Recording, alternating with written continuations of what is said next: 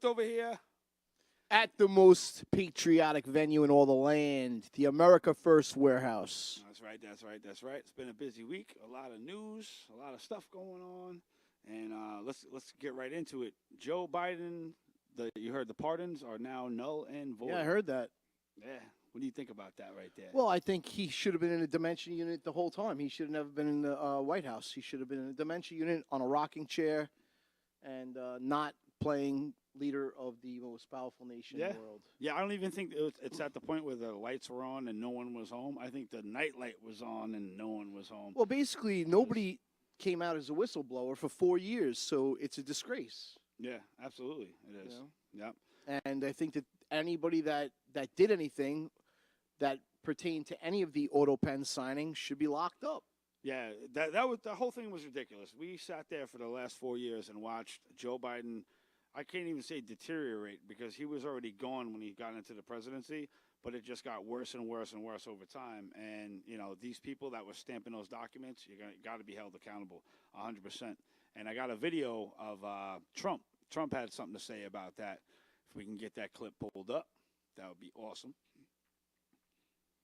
But that Biden and his people, and his probably auto pen, it looked like we had an auto pen for a president, and we would have been better off if we had probably. But it looks to me like, that's a big subject. I'm sure you won't ask about that, but the whole subject of auto pen, did he know what he was doing? Did he authorize it? Or is this somebody in an office, maybe a radical left lunatic, just signing whatever that person wants?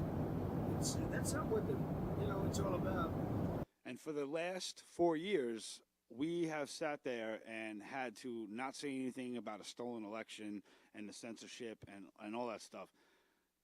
Joe Biden was in no capacity to be running the country, and that's why it got ran into the ground, because you had these globalists that were actually telling Joe Biden what to do and setting the policies, and I'm sure there was a whole bunch of green-haired goblins that were running the show there in suits and ties and just stamping everything they can get their hands on. Look how much money went out of there.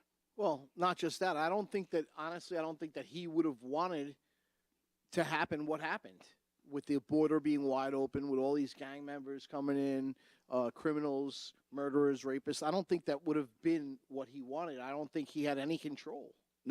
Maybe not the 1990s Joe Biden, when he still had a little sense going on. But I don't know, man. It's crazy. But it's a disgrace. Trump said that all of these people are going to be held accountable and prosecuted for what they did. These are crimes.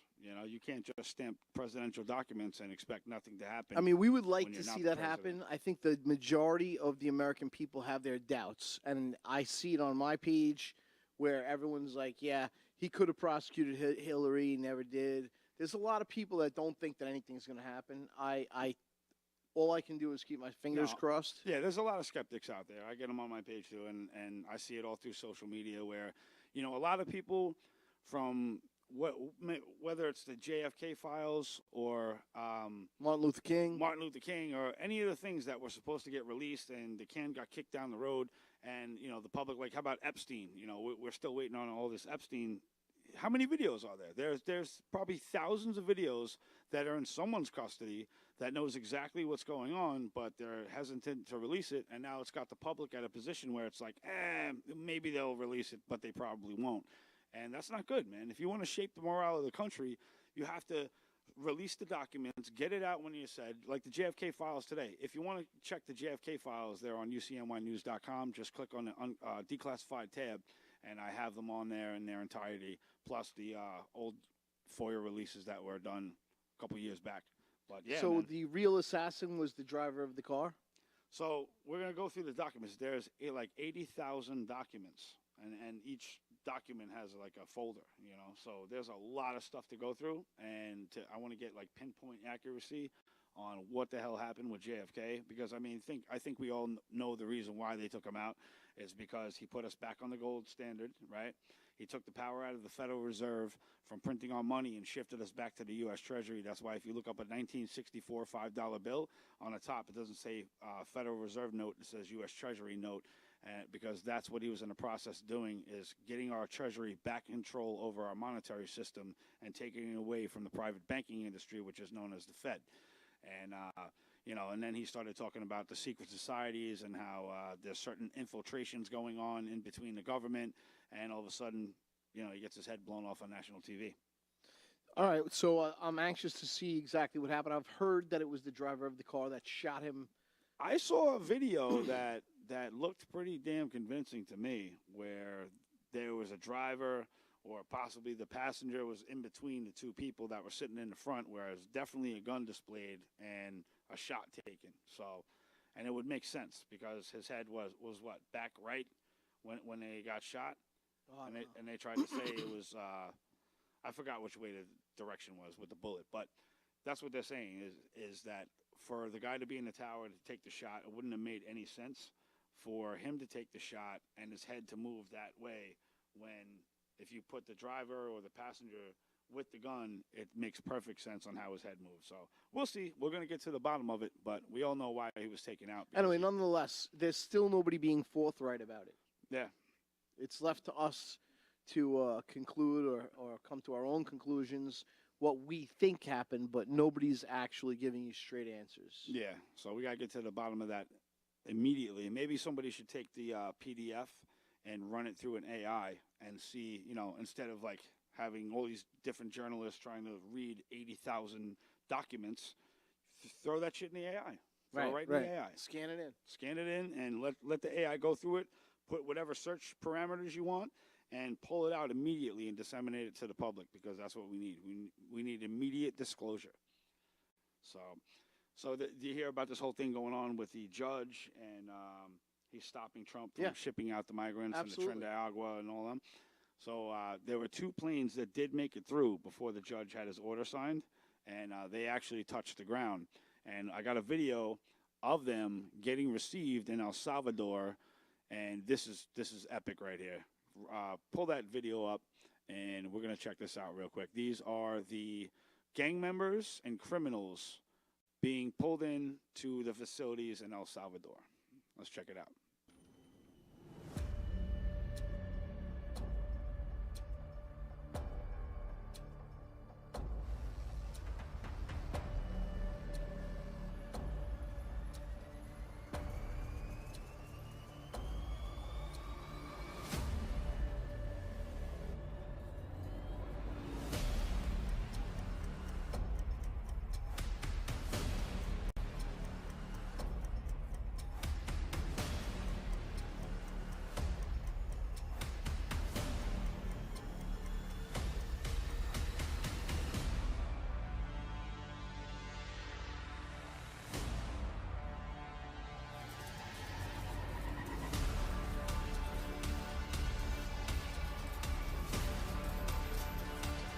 Now that is how you take care of a criminal infestation and crime problem, right? He's taking the worst criminals and terrorists of all these countries that got sent in here, and we are saving so much money, right? Because, in America we have a lot of private prisons, and it's a lot of money to house the inmates there, right? Let's say roughly about $40,000 a year per inmate. I think it's more. I think it was like 55. Yeah, something like that. We'll just say a rough estimate to send these guys over to El Salvador and have them finish their time or whatever, whether it's life, death penalty, whatever they feel is fit for these people. It's pennies on the dollar for what we'd be paying here, and the president of El Salvador is more than happy to accommodate us. And he's like, bring them on. What's his incentive? I don't know.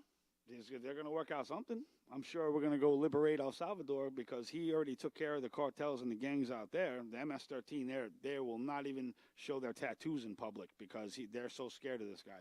He's rounding them all up. He packs them in cells. It's like in a cell that holds 50, he's putting 300 in there. Get in there. They're laying on top of each other, arms and legs over their faces when they sleep. Yeah, like he doesn't care. And they're getting like barely anything to eat. Like, enough food to survive, but he's not giving them any type of like good treatment whatsoever, and they deserve it. You're chopping up people, dismembering. Are these people that were currently incarcerated here? These are people that snuck across the border that are known through Interpol for being violent rapists, drug traffickers, human traffickers, everything under the sun.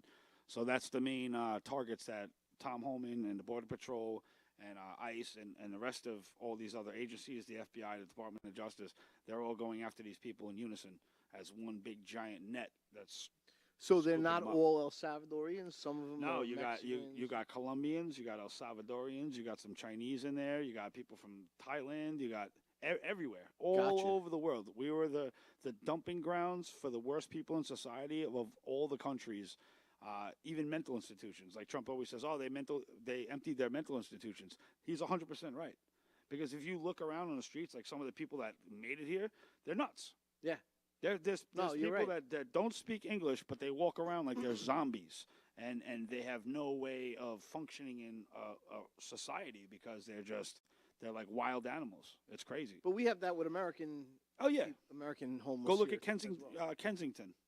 You ever see the streets of Kensington? No. Pennsylvania. Oh, go look at that when you get home. Pull that up, everybody, when you get home or wherever you are.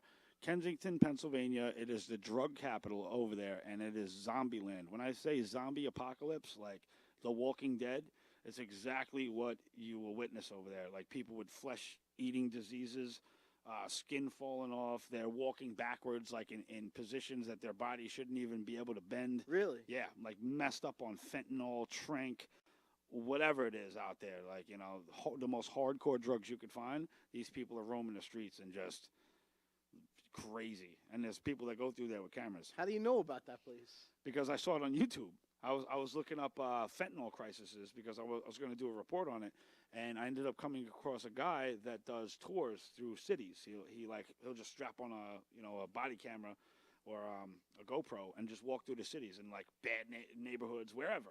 And Kensington, Pennsylvania was one of the ones he did, and it was like popped up on my screen because I watched the guy, and I was like, what the hell is that? They had a guy like looked like he was bent over backwards, like in some exorcist position. Like, really? You ever see what the hell is the name of that statue that Tony Podesta has? The Arch of Hysteria.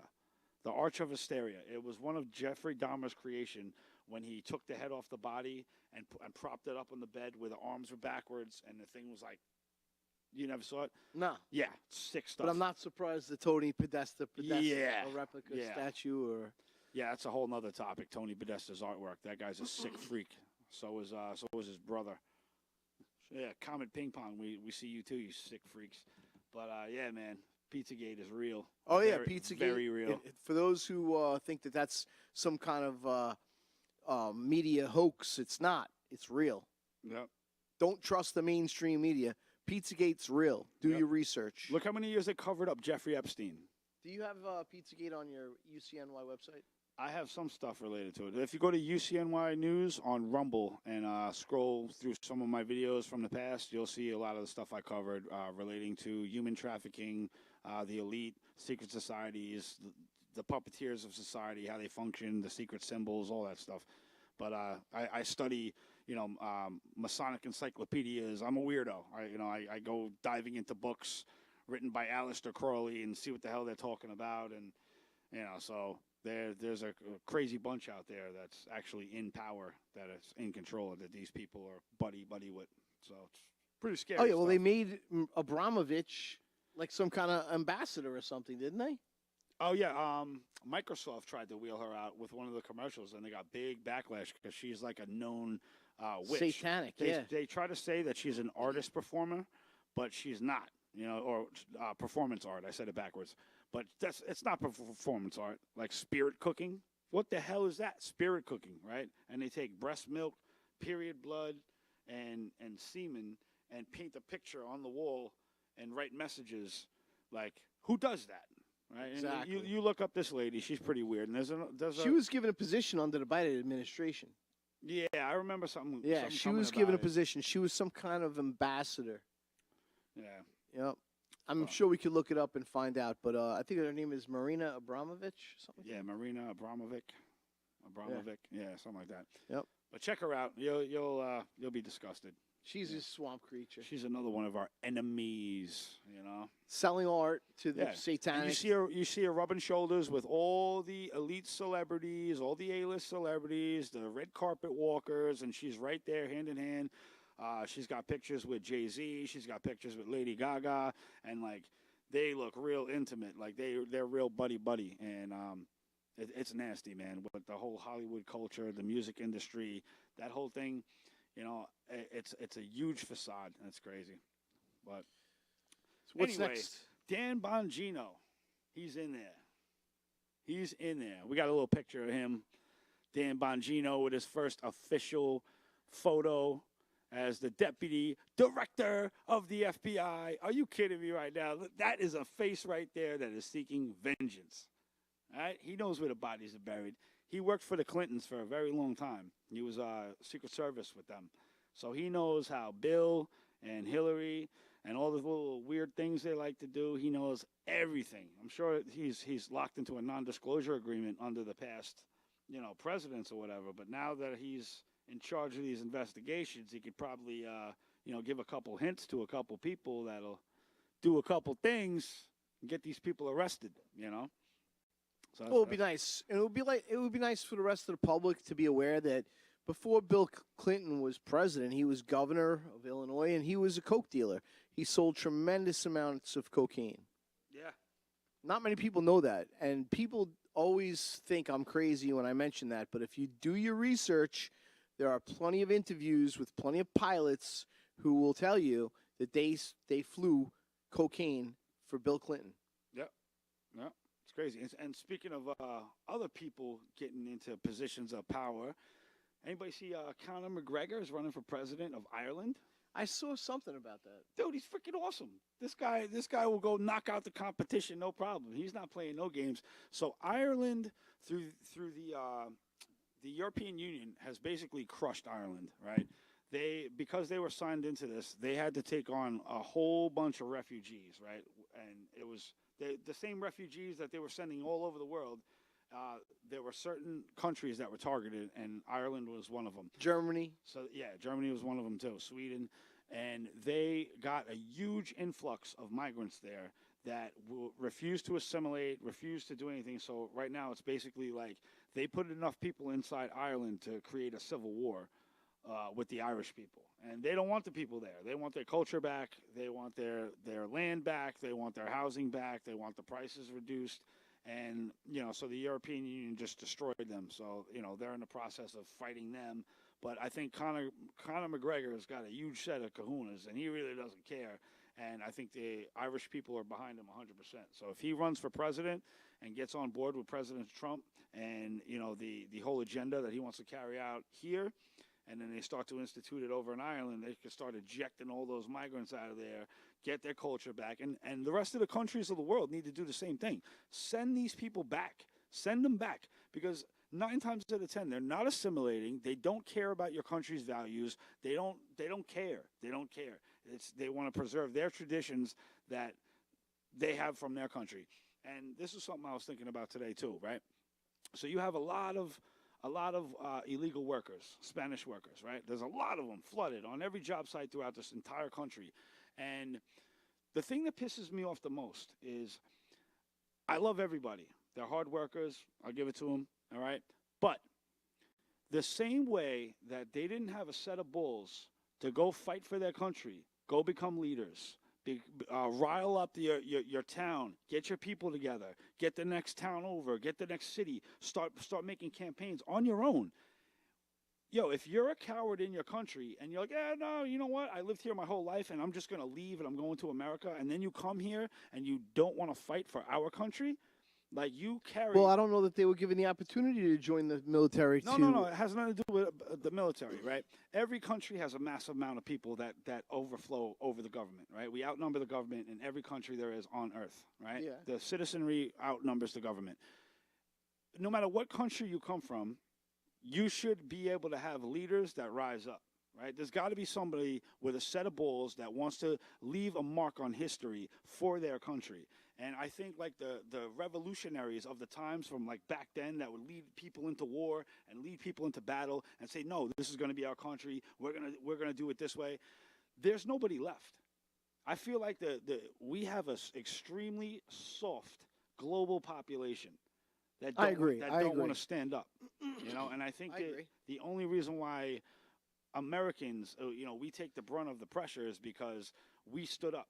and we continue to stand up. Like Scott Libido. Yep.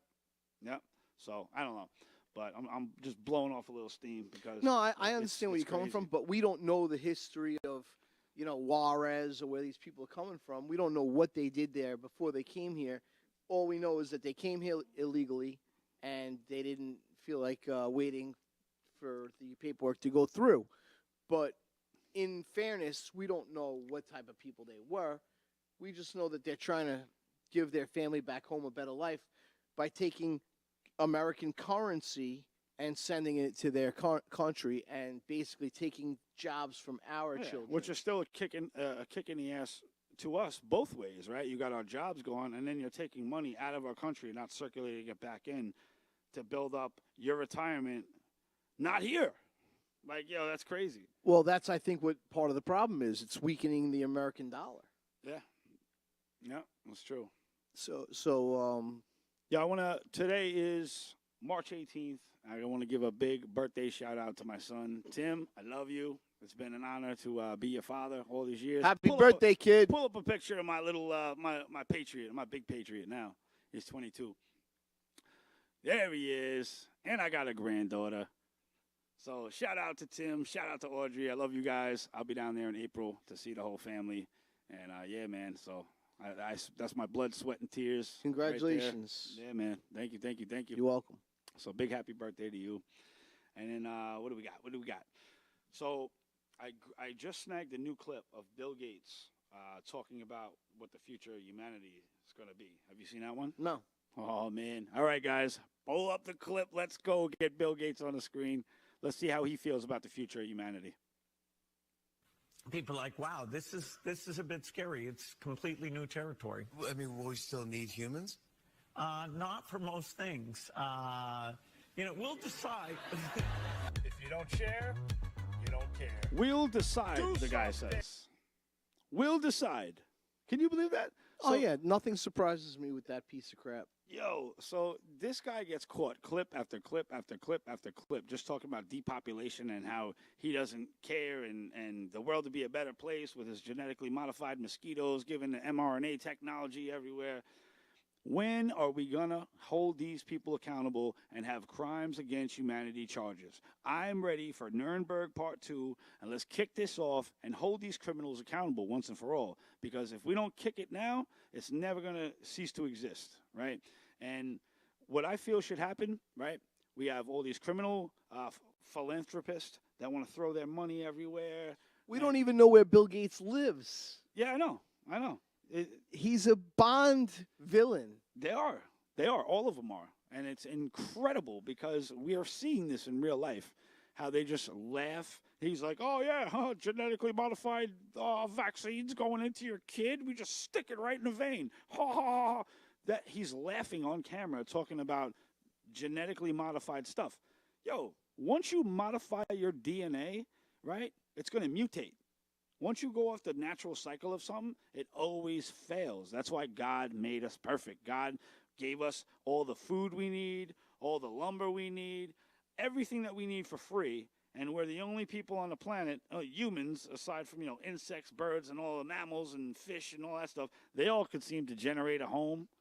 They don't got to pay a mortgage and a tax, right? So we're the only thing that stepped off of God's natural cycle that thought we knew better, and we're being led by criminals. And that's all it is. Tax me here, tax me there. You make nothing for yourself, and you'll own nothing and be happy. But Trump's going to fix that. We're going to get these tariffs back. We're going to get all of our companies to come back to America to start making production here, and then we're going to start exporting steel again, right? Remember, we used to be the exporter of everything. All I can tell you is that our steel, I don't understand how it's all being produced. Everything's being produced in China. It's mind-boggling. Yeah.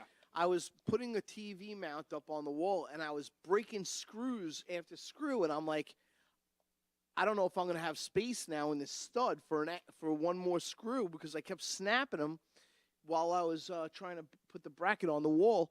And I said, this is because all of our steel is being made in China. Yeah. It's terrible. Yeah, terrible. It's not even good steel. It's like shit quality. Yeah, it is. What about my trailer hitch? I got a trailer hitch off Amazon, made in China, and I was in Brookhaven landfill, at the way at the scale with like 4 or 5 garbage trucks behind me. I was way underweight for what the capacity was of the trailer hitch. It was a 20,000-pound hitch. I had maybe 9,000 pounds on it, and all of a sudden, snap and boom! And I got out of the vehicle. I looked, and I saw the first time using this trailer hitch. It snapped. It was made in China. It was rated for 20,000 pounds. And the guys that worked at the landfill said to me, "You're lucky this didn't happen on the Long Island Expressway. You would have killed somebody, or you could have killed somebody." And I said, "You're absolutely right." I shipped it back to Amazon and got my money back. I went to West's Trailer in Calverton, and I bought another one, and it has been working solid ever since. Again, not made in the USA, though. It was made in India.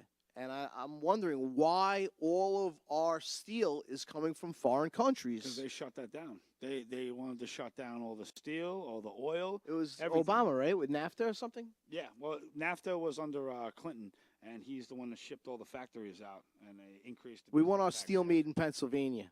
Yeah.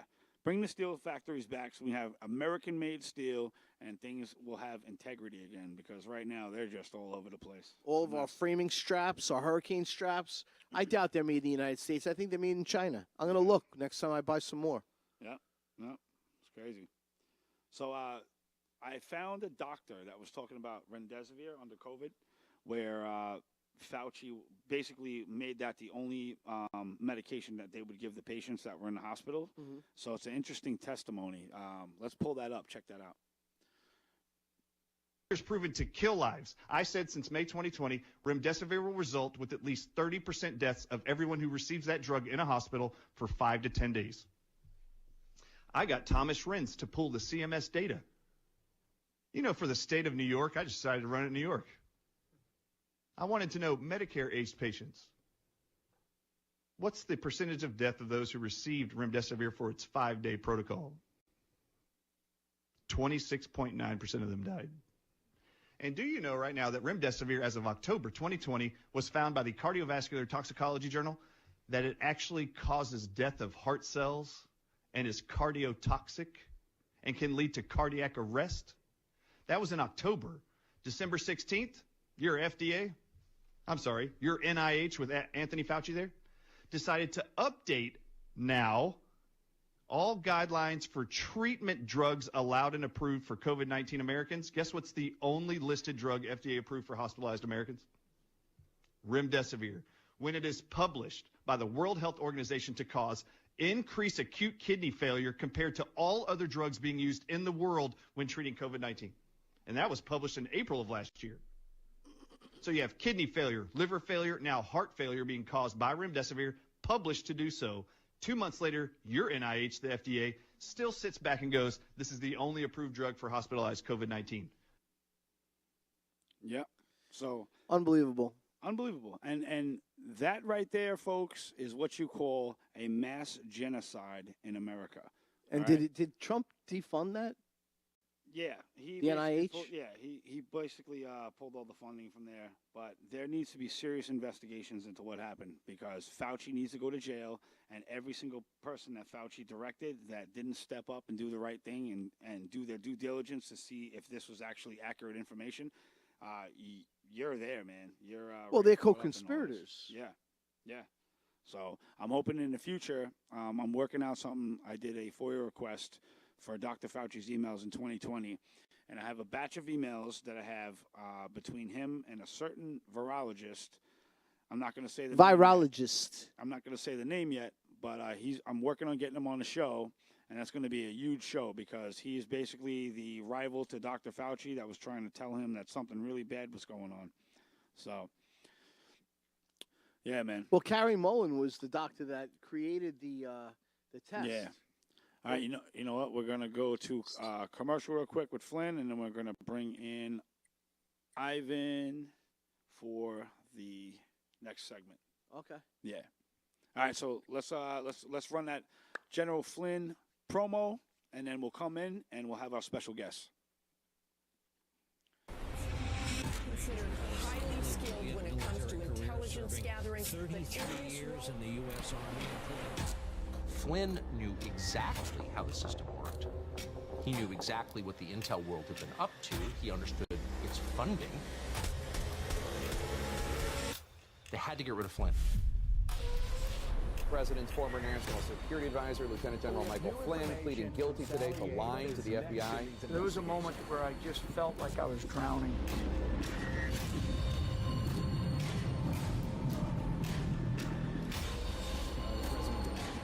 ISIS as the JV team.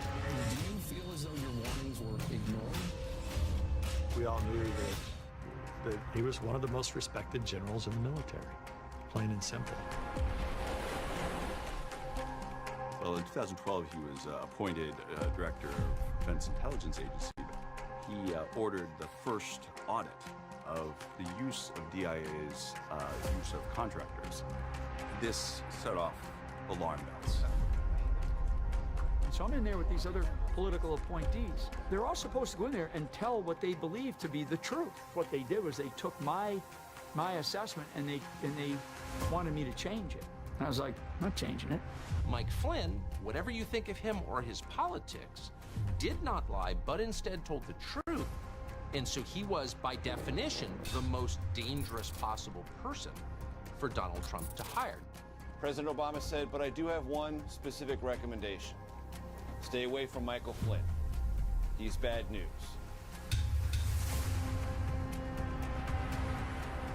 I went into the service because I love our country. And I come home and I find out that the worst enemy that I'm going to face in my life is right here in America. Even had he not served his country, even if he were not a combat veteran, to turn something like this loose on a family, I mean, it's monstrous. The media was out there in droves.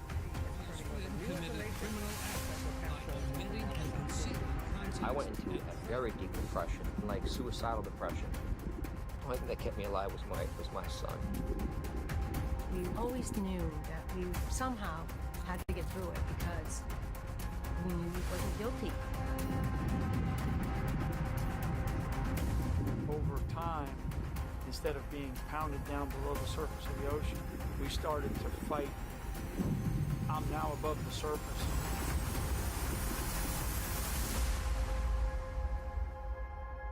But I can see the shoreline, and I started to swim.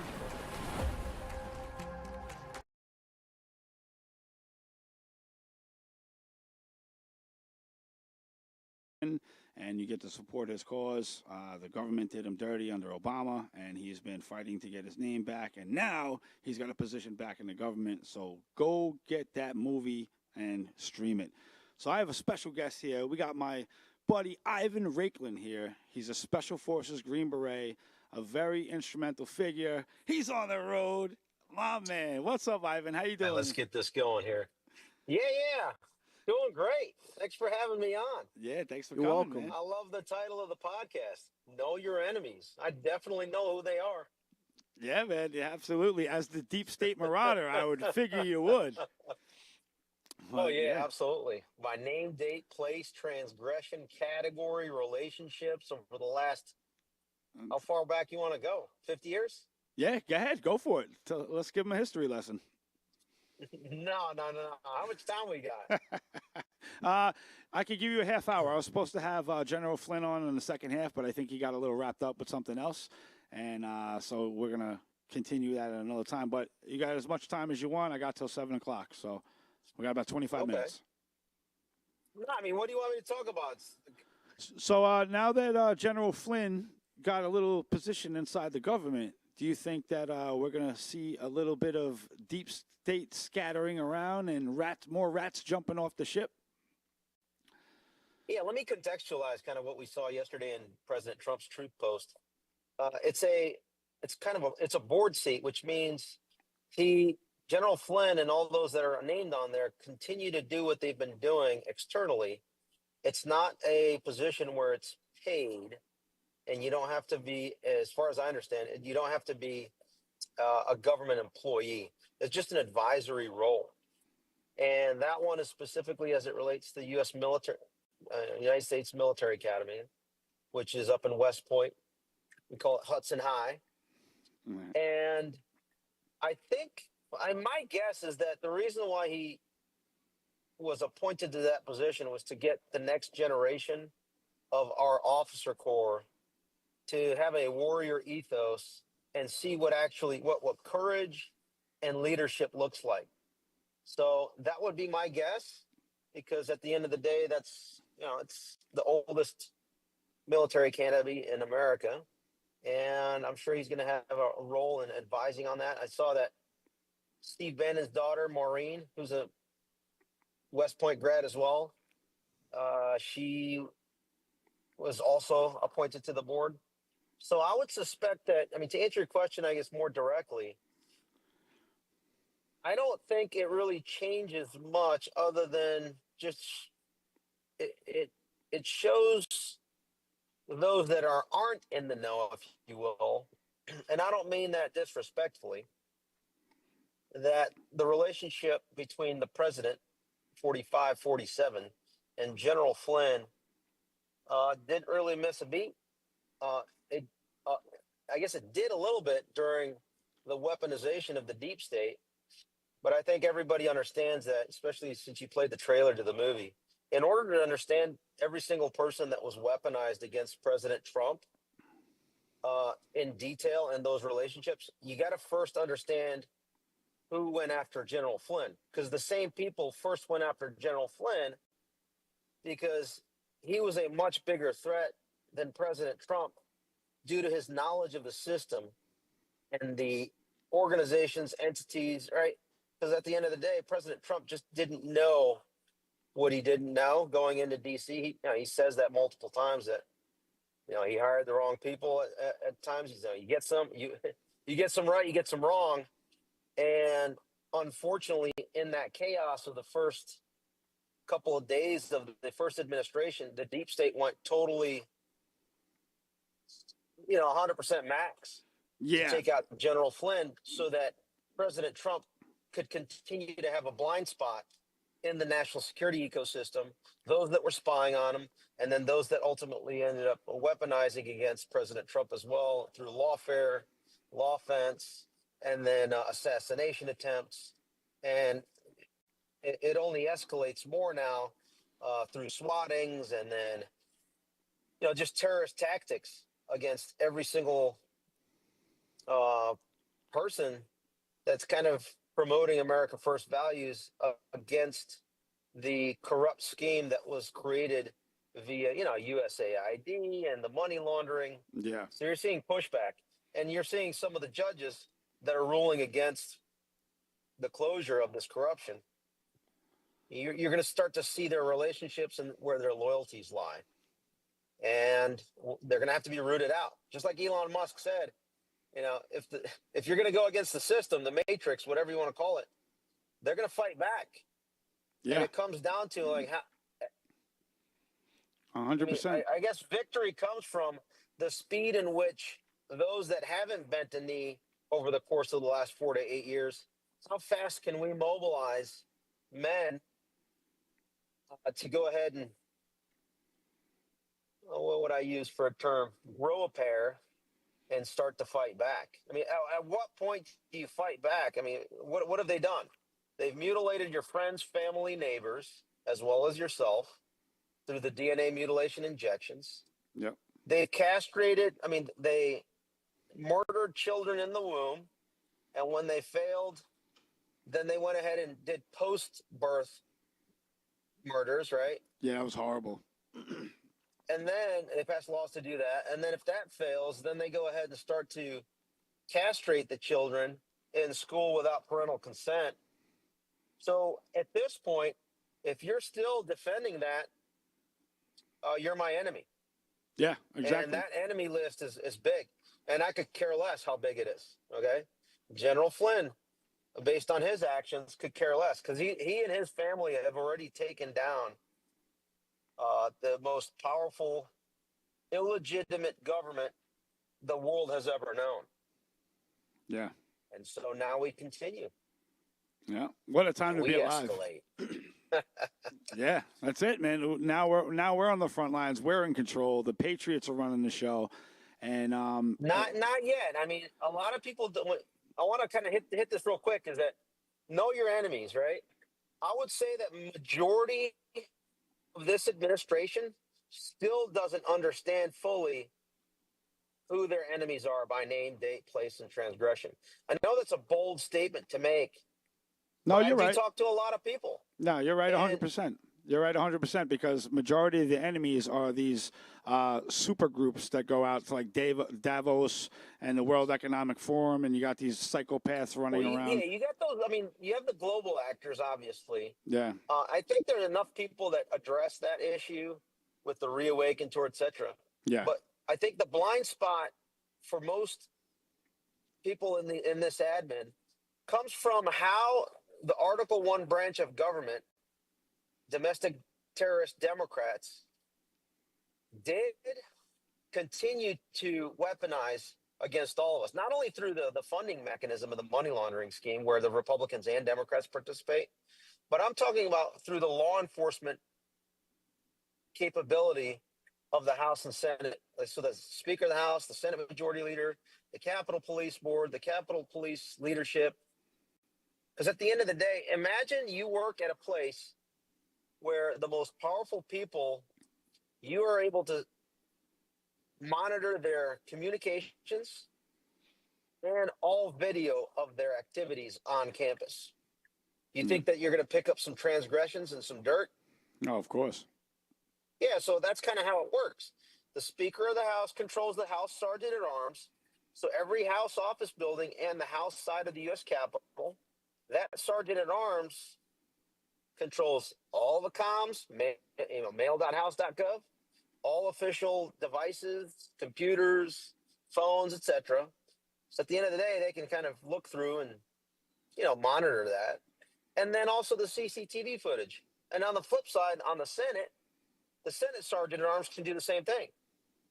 So as we start to look at and we see, depending on what's released of the JFK files today, keep in mind that the vice president for JFK, LBJ, was the former Senate Majority Leader who gets to appoint the Senate Sergeant at Arms, who gets to build dirt on all senators, and the Speaker of the House do the same thing. So when people say like J. Edgar Hoover, built decades of dirt on people, well, you can do the same thing from the infrastructure that you control as the Senate Majority Leader and the House Speaker. A lot of people don't realize it. So what does that mean? If I have dirt on sufficient number of House members, I can tell them how to vote and what to vote for. Yep. That's control. And what does that mean in today's day and age? If you're the Speaker of the House, you get to move $6 to $7 trillion a year for 2 years during your speakership. Here's the problem. Here's the political equation. Yep. If you didn't help and assist through fundraising to get certain members of your conference into office, meaning the Republican conference, you don't have much leverage until you create more as, you become the speaker. So then you got to ask yourself, which Speaker of the House over the last decade has had the ability to go ahead and build dirt and fundraise in order to put their people in place? Drum roll. Not many. All right. Nancy Pelosi was a Speaker of the House twice. Yeah. Right. Then you got Paul Ryan, Republican. John Boehner, Republican. Oh, wait, what's one common thread between Pelosi, Boehner?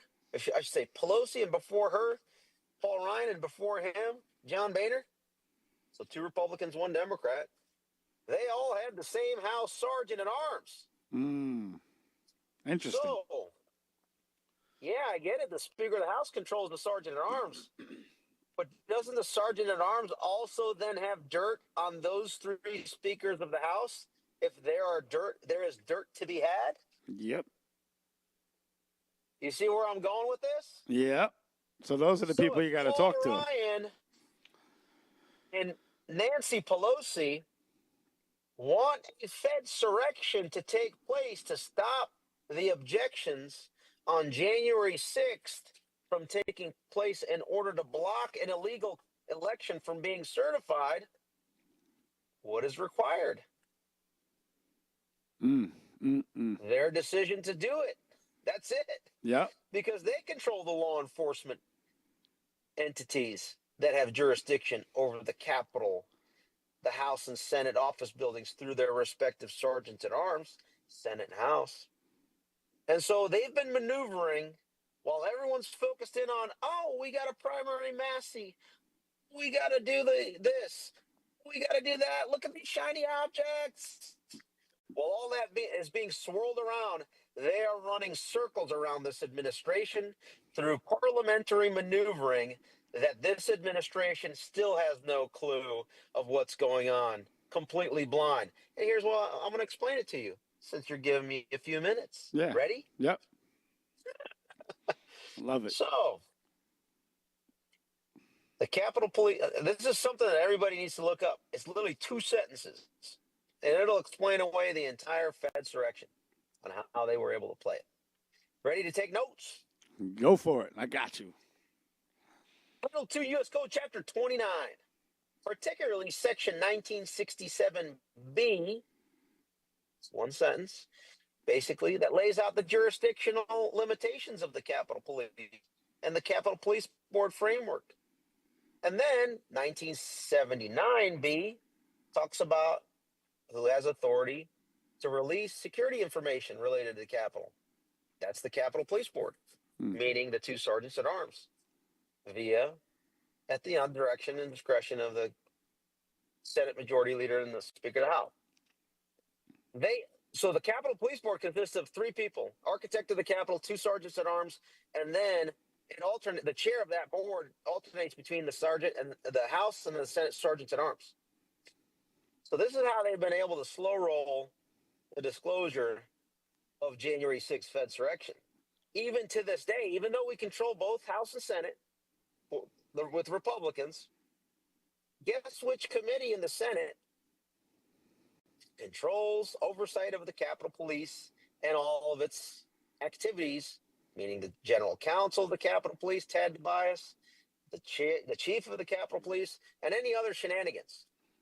It's the Senate Rules Committee. While everybody thought, oh, Mitch McConnell ran away, he's no longer the Senate Majority Leader, guess what he did? No. He became the chairman of the Senate Rules Committee to be able to be in a position to cover up for the Fedsurrection another year. Isn't that pretty cool? Covering up his own He tracks. folded and was like, I'm out of here. Oh, President Trump won. We got Senate Majority Leader Mitch McConnell out. That's what you think. Yeah.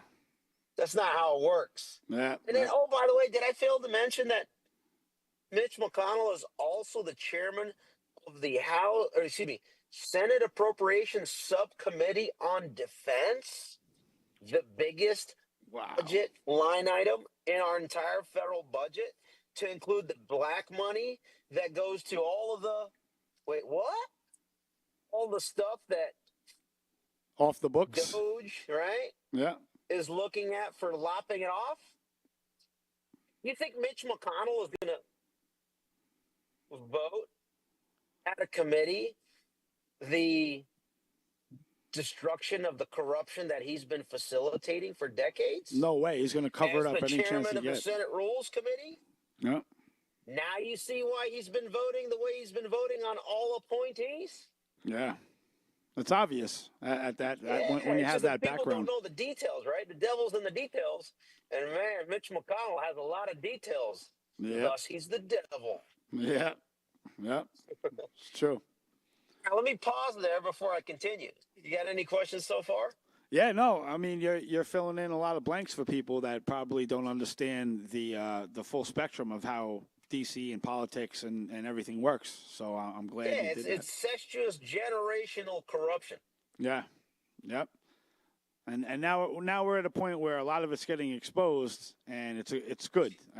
It's a good time to be the alive. exposure starts to kind of like make them move a little less corruptly. So don't get me wrong, we're gaining ground. We're gaining incremental ground. So one thing I want to kind of wrap up with the Senate, so the castling, if you will, chess move that Mitch McConnell did. Here's the other thing for folks to consider. So, as a Republican takes office as the Senate Majority Leader, the next question should be, well, who's his Senate Sergeant at Arms that this year, as of January 3rd, when they took office, would then be the chair of the Capitol Police Board to help facilitate the January 6th cover-up or slow walk it so that there's no exposure to it. Yeah. You know, limited hangout style. Yeah. Oh, lo and behold, it ends up becoming Jennifer Hemingway. Who's Jennifer Hemingway? She was the former chief of ops for Paul Ryan. Oh my God. You see how Paul Ryan has a foothold still? Yeah, he's in been a the entire rhino. apparatus, and so is Kevin McCarthy. Yeah. Because guess what?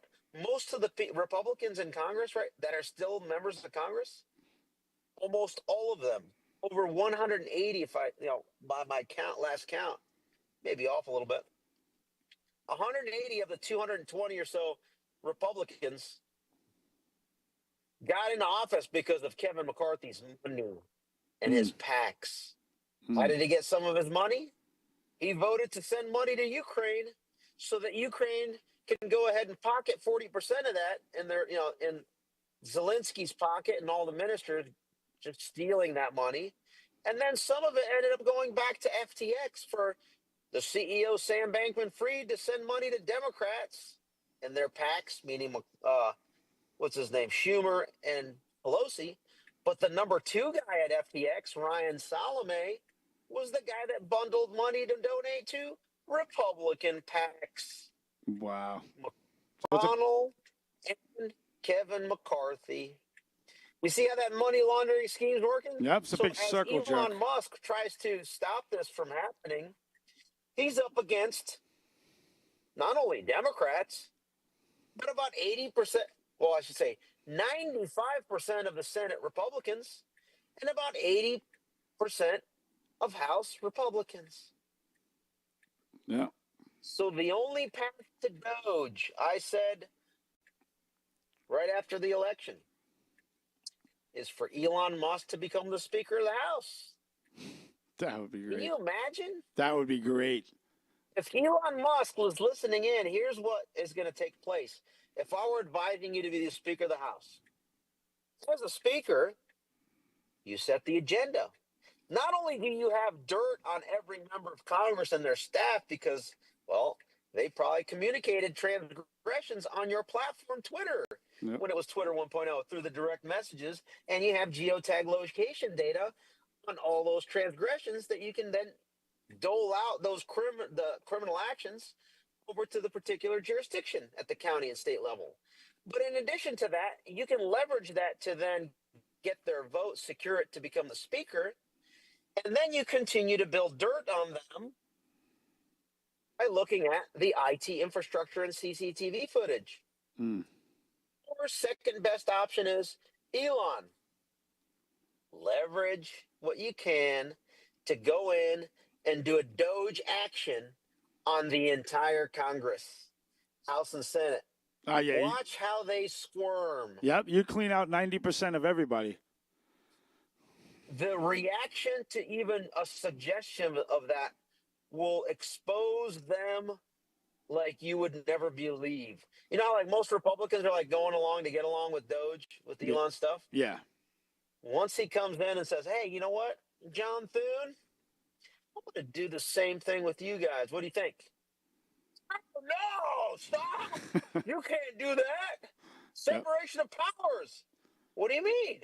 We're just trying to get rid of corruption, John. And what about you, Kevin, Paul? I mean, your envoy, Kevin and Paul's envoy is Mikey Johnson, right? Yeah, that's it.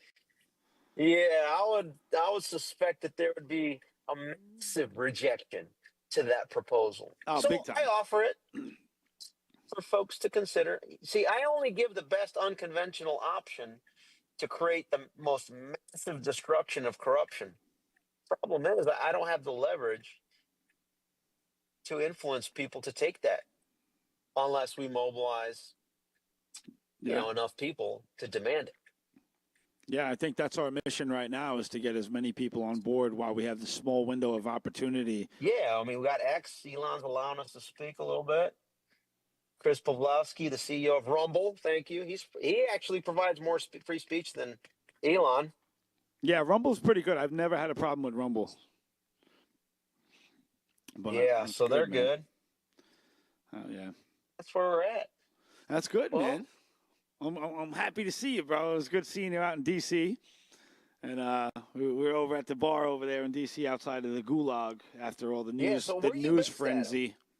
Where's your podcast based out of? I'm in Ronkonkoma, New York, at the America First Warehouse. The most patriotic venue in the land. That's right. Yeah. Yeah, man. So that's good, man. I'm glad you came on the show to give us an update. And I appreciate that's about it. I mean, I don't know what else to say. I mean, other than thanks for having me. Yeah, absolutely. And I'm about to go in here. Well, you know what? You cleared a lot of Fairfax things up for County people that thought we were just GOP event. about the right or something. We're not. We're about the deep state and exposing the deep state. Yeah. Yeah. So check this out. I'm going to an establishment event. Because in my county, it's actually the biggest voting block county in Virginia, representing 1/7 of Virginia's voters, Fairfax County. And we're having the monthly meeting for the GOP. The chairwoman is Sebastian Gorka's wife. Oh, nice. And so I'm going to go on. It's been a while since I've attended because I've been traveling around so much. I think I'm going to stay within the D.C. metro area moving forward now that we have the trifecta to help. Yeah. My role is to help people grow a pair. I'm the ball gardener. That's it, man. We all got to be ball gardeners these days, man, because there's not enough of them. But I appreciate you coming on, Ivan. I'll be in touch. I'll see you soon. Thanks for having me on, guys. Thank you, man. Peace. Take care. Peace.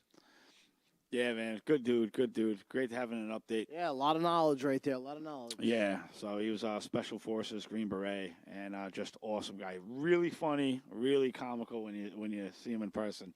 And he's got a way. He's got a look about him where he can smile at you, but you can tell like you do not want to cross this man. But yeah, man. So we got like a couple minutes left. I hope everybody had a really fun, productive week. I mean, it's only Tuesday, but, I feel like this every day drags out. Make the best of your week. For all those that saw my brother's wounds, he is out of the hospital. He is recovering. He's in a tremendous amount of pain. And please keep him in your prayers. If you don't know what happened, his brother got attacked by a pit bull, and it bit his leg, and it was bad. It mauled him. It was bad. The gashes were huge. It was just the most terrible dog incident that I've ever seen in my life. But he is on the mend, and I just brought him some food. I went to Costco and shopped for him and dropped it off his house. So if you could keep him in your prayers. Yeah, we wish you a speedy recovery, brother, and we hope you're back on your feet. And for those that don't know, he was attacked by a dog in a business. And for all you New Yorkers that want to conform, don't be afraid to protect yourselves. If you're not allowed to carry a gun, carry a boot knife, carry a pocket knife, carry something, mace, carry. Don't be afraid to carry and protect yourselves and your families from not just the crime, but just the animals out there. People have dogs that are dangerous, and you want to be able to protect yourself and your family at all times. That's it. And with that, we're going to roll the outro. I'm James Justice. God bless you all. Ruth. All God glory bless be to you God. guys. And have a great week, everyone that's tuning in. And we'll see you next week on episode 23. Peace.